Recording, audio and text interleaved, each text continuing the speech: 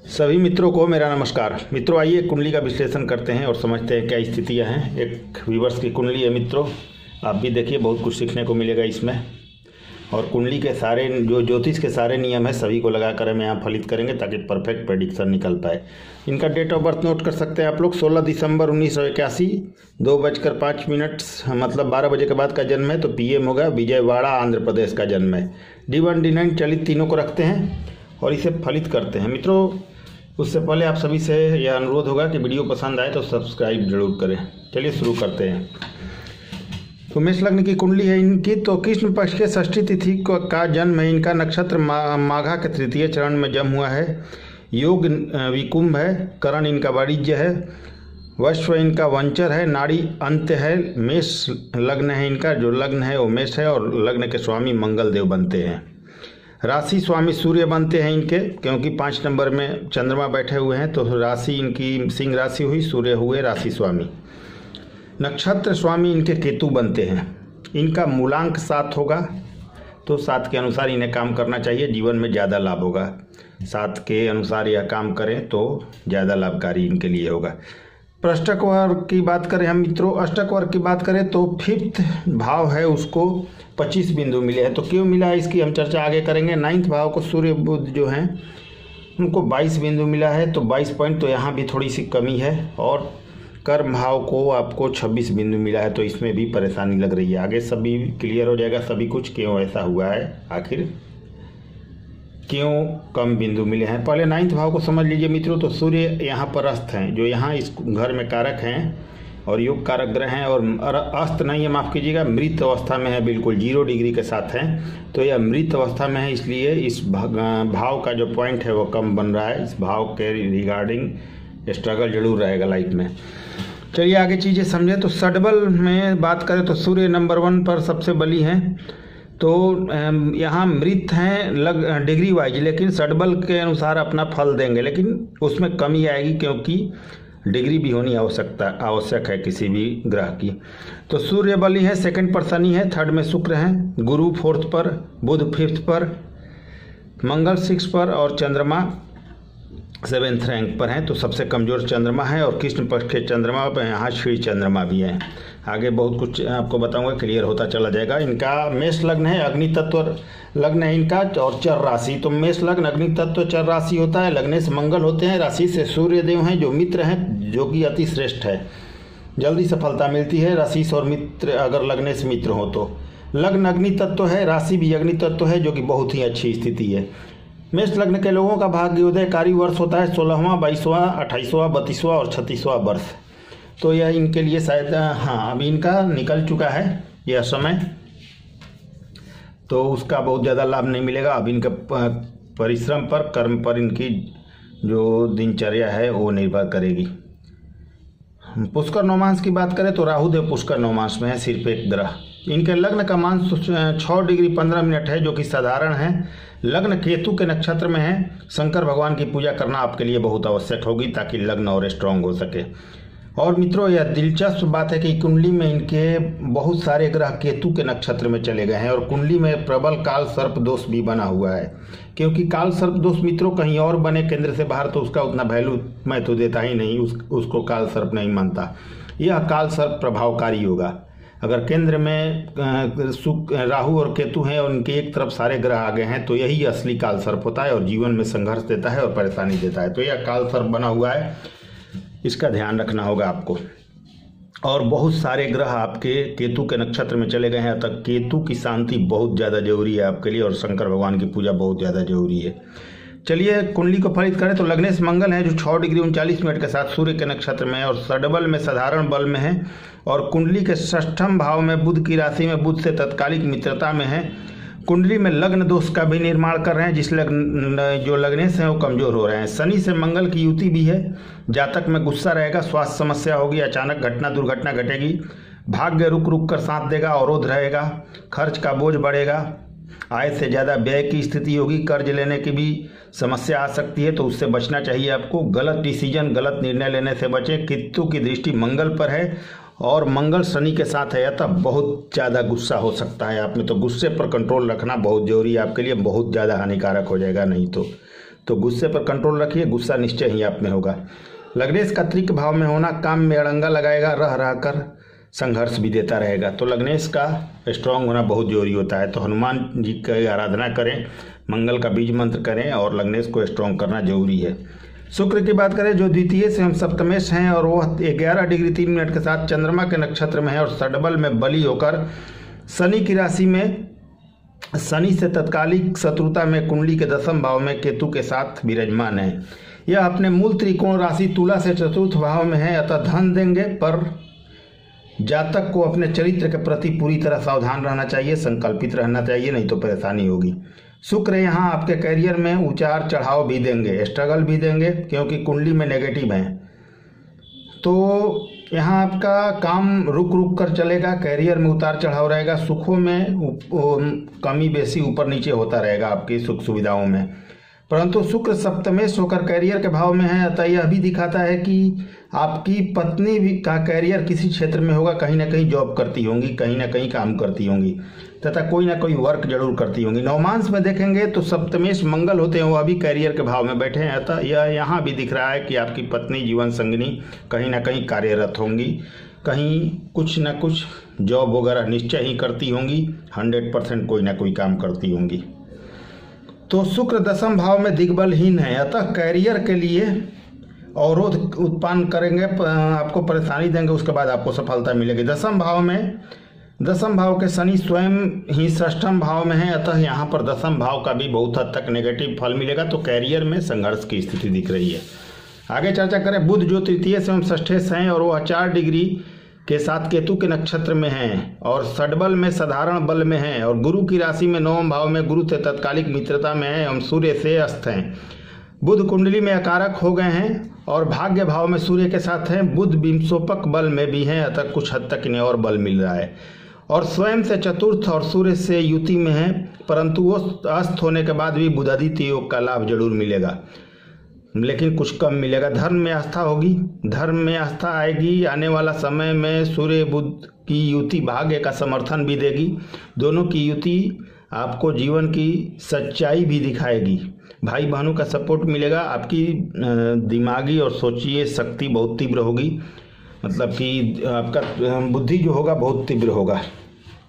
चंद्रमा की बात करें, चंद्रमा जो पंचमेश, यहाँ पर चंद्रमा जो पंचमेश हैं, चतुर्थेश है, माफ कीजिएगा, चंद्रमा जो चतुर्थेश हैं और वह 8 डिग्री 8 मिनट के साथ केतु के नक्षत्र में, ये भी केतु के नक्षत्र में है और षडबल में बलहीन होकर कृष्ण पक्ष के क्षीण चंद्रमा कुंडली के 5वें भाव में सूर्य की राशि में सूर्य से तत्कालिक शत्रुता में 5वें भाव में बैठे हैं और स्वयं की राशि से दूसरे यानी धन भाव में हैं, परंतु चंद्रमा के एक तरफ राहु और एक तरफ मंगल और शनि हैं। तो यह पाप कर्तरी दोष लगा है, परंतु यह भी समझिए कि चंद्रमा खुद एक मतलब क्षीण और पापी ग्रह हैं, क्योंकि कृष्ण पक्ष के चंद्रमा भी हैं, तो यह पापी ग्रह हैं, इसलिए पाप कर्तरी दोष यहाँ पर नहीं लगेगा मित्रों, क्योंकि शुभ ग्रह को ही पाप कर्तरी लगता है। तो चंद्रमा अगर यहाँ अगर पापी चंद्रमा नहीं होते, शुक्ल पक्ष के चंद्रमा होते, तो यहाँ इनको पाप कर्तरी दोष लगता, लेकिन यहाँ पर नहीं लगेगा क्योंकि यह क्षीण चंद्रमा है,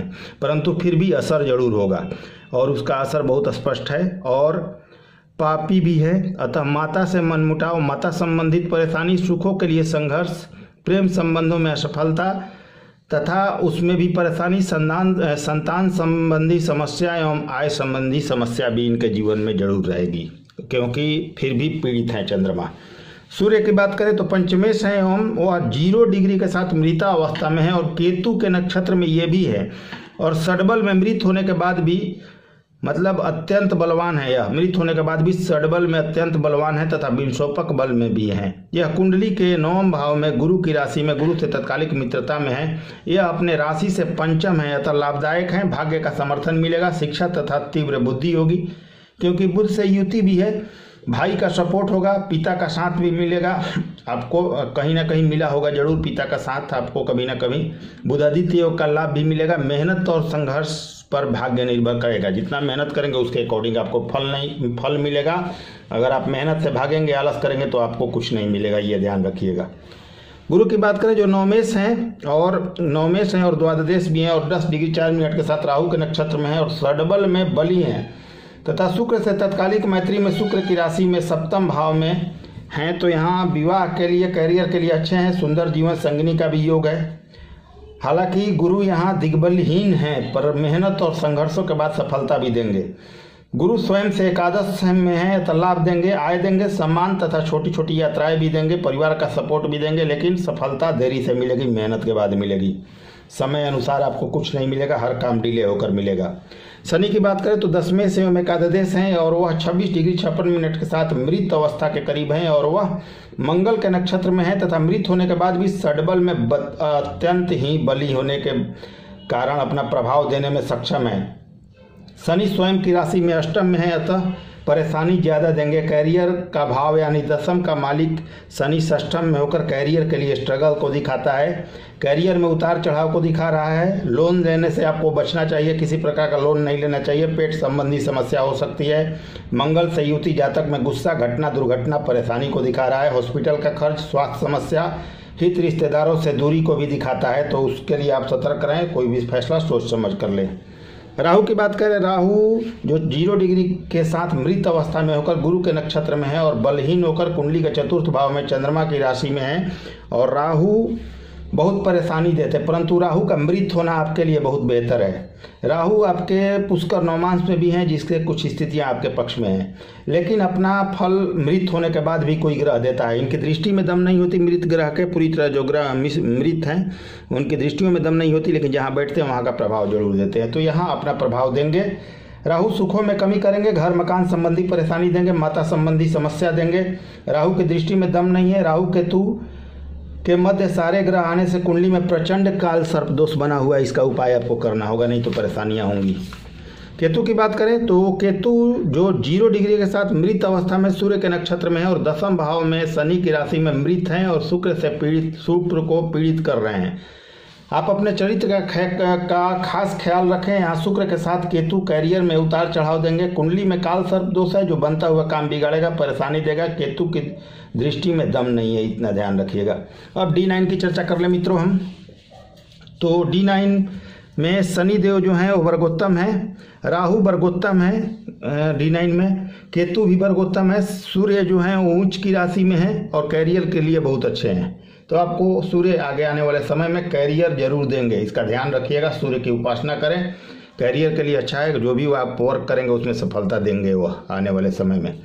गुरु केतु की युति है तो यहाँ थोड़ी सी नेगेटिव है, लेकिन यह भी है कि क्योंकि गुरु यहाँ नीच के हैं इसलिए नेगेटिव है, नहीं तो यह भाग्य भाव में बना है तो धर्म में जबरदस्त आस्था आपको देता, धर्म में आस्था देगा। वैसे भी आपको लग्न के सप्तमें शुक्र हैं जो द्वादश भाव में धनदायक हैं। शुक्र आनंद और धन दोनों देते हैं द्वादश में, तो ये अच्छे हैं आपके लिए, ये स्थितियाँ अच्छे हैं। और गुरु यहाँ थोड़ा सा नीच के हैं, थोड़ा नेगेटिव यहाँ भाग्य में हीनता को दिखाई दे रहा है।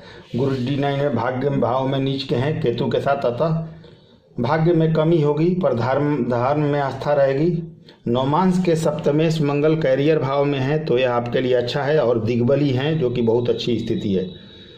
किसी कार्य में आप, यह भी दिखा रहा है कि आपकी जीवन संगिनी किसी न किसी कार्य में प्रवृत्त होंगी, कोई ना कोई काम करती होंगी और अर्निंग भी करती होंगी, तो यह स्थिति आपके लिए अच्छा है क्योंकि सप्तमेश है नौमांस के, तो आपकी नौमांस कुंडली मिला जुला कर ठीक है। चलित की बात करें हम तो चलित कुंडली में शनि सप्तम भाव का फल दे रहे हैं, बस यही अंतर है और सभी चीज़ें लग्न के बराबर है। चलित कुंडली में शनि यहाँ 6वें से 7वें में आ गए हैं जो कि अच्छी स्थिति है आपके लिए। आपके लिए शनि जितने नेगेटिव थे उतने नेगेटिव अब नहीं है चलित के अकॉर्डिंग, इसलिए सभी चार्ट्सों को देखना बहुत जरूरी होता है। और यहाँ गुरु और शनि की युति कर्म और ज्ञान का संगम हो रहा है जो कि बेस्ट है आपके लिए, आने वाले समय में इसका लाभ मिलेगा। चलिए आगे कुछ और चीज़ें आपके प्रश्न वगैरह हैं वो भी जानें। अभी 7/9/2020 तक चंद्रमा की दशा चलेगी और चंद्रमा आपके पीड़ित हैं पूरी तरह से। इसमें आपको मानसिक पीड़ा, माता संबंधी परेशानी होगी क्योंकि चंद्रमा पीड़ित हैं। बहुत सारी असफलताएं भी मिल सकती हैं, लेकिन 7/3/2020 से आपकी स्थिति अच्छी हो जाएगी। इसके बाद 7/3/2020 से आपकी स्थिति अभी से बेहतर होगी और 7/9/2020 के बाद पूरी तरह से ठीक हो जाएगी। 7/9/2020 के बाद मंगल की दशा में आपकी स्थिति बहुत हद तक ठीक होगी क्योंकि लगने से कितना हूँ नेगेटिव है लेकिन लगने से तो अभी से बेहतर स्थिति रहेगी। आपने चंद्रमा की दशा में नौकरी और स्थान परिवर्तन भी किया होगा। चंद्रमा की स्थिति ऐसी ही है आपकी कुंडली में। इस दशा में बहुत मानसिक पीड़ा भी आपने भुगता होगा।